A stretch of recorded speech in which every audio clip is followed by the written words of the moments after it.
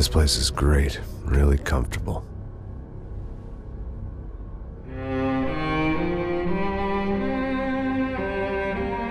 I'm just gonna get settled in. Time to move on. Get on with my life. Yes, absolutely.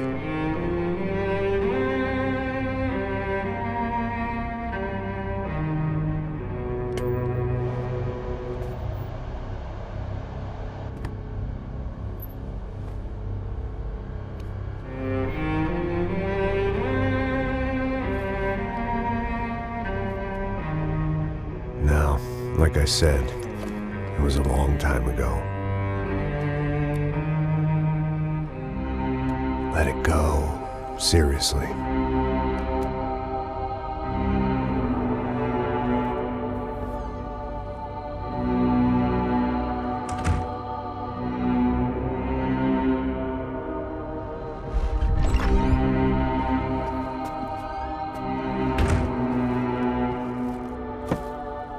Definitely more my style than Panama, or Hoboken, I guess. No, if I'm honest, I just got kind of bored of boozing. I mean, once in a while, but not all the time. You're right, it wasn't doing me any favors. Maybe I'd lost my self-respect, but it's back. I'm excited, really. I really needed a new start.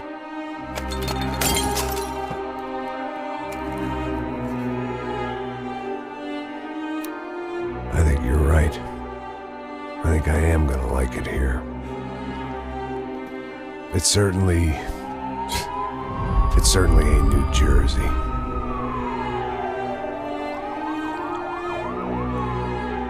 It's my new life. Just like you said.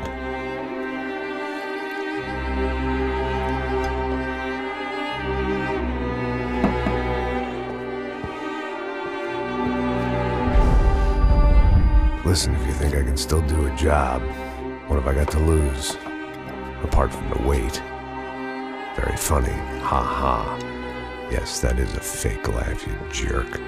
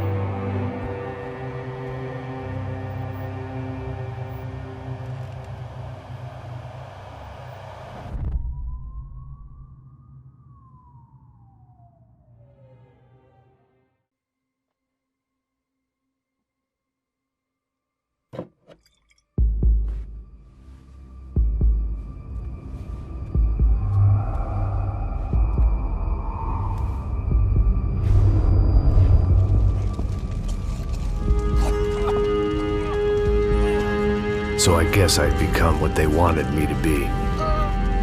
A killer. Some rent-a-clown with a gun who puts holes in other bad guys. Well, that's what they had paid for, so in the end, that's what they got. Say what you want about Americans, but we understand capitalism. You buy yourself a product and you get what you pay for.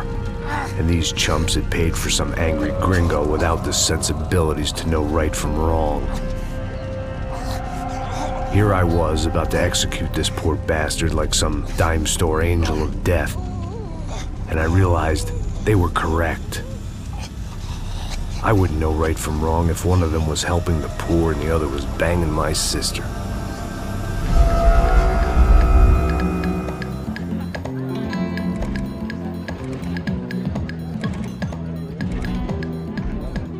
I'd arrived in Sao Paulo a few weeks before. I was working a protection detail for the kind of people who need protection in a town like this. And what kind of town was this? One where I didn't speak the language and they didn't water down their drinks. So for now, we seemed to get along just fine. Of course, that was about to change. Hey, brother. Hey. How's the cocktail? It's scotch. I never mix my drinks. Well, at least not on duty. Something like that. Man, that favela is big. Yep. Nothing like the view of extreme poverty to make a penthouse cocktail party really swing. I guess they call it trickle-down economics. That's funny. It's supposed to be a charity thing. Drink and give money. I don't know, something for the kids.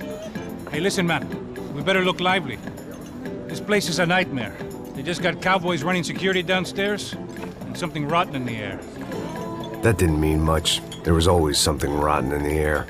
The family we were protecting were local celebrities, rich parasites with delusions of humanity. The kind of people who end up in glossy magazines or body bags, depending on how their luck runs. So where are they all? I see Rodrigo over there talking to that guy.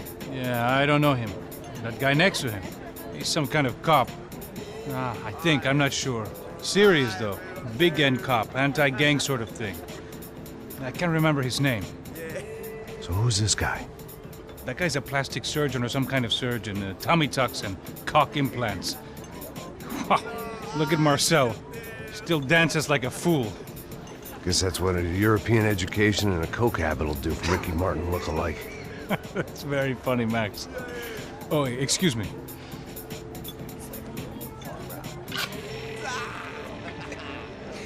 I was mostly working for Rodrigo Branco, a local businessman. Built things, did some charity, had things named after him, won awards, owned things, people. One of the trophies he had won was his wife, Fabiana. She was hot and wanted to be dangerous. Some good genes trying to fight their way out of a cesspit. She'd married well and was now at leisure to regret her good fortune. They got along as well as any rich workaholic and his younger airhead wife tend to get along. They mostly ignored each other. She spent a lot of time with his cokehead younger brother, Marcello. He was a good-time guy if your idea of a good time was an expensive suit, a bottle of champagne, and nothing between the ears. The middle brother, Victor, had just walked in. He was a local politician. Guy was smoother than an oil slick on an iceberg and about as toxic. The rest of the crowd, I didn't know, but I could imagine the types. People who know if they drink enough, they won't have to feel guilty about their good fortune. Suddenly, things turned real ugly. Felt like our hangovers arrived right on cue.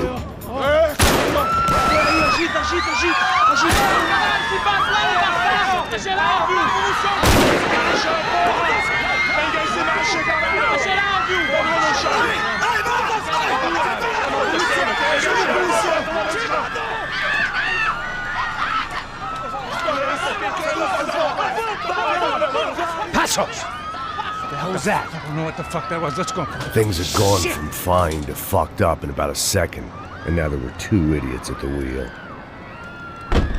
Clear. You got this floor?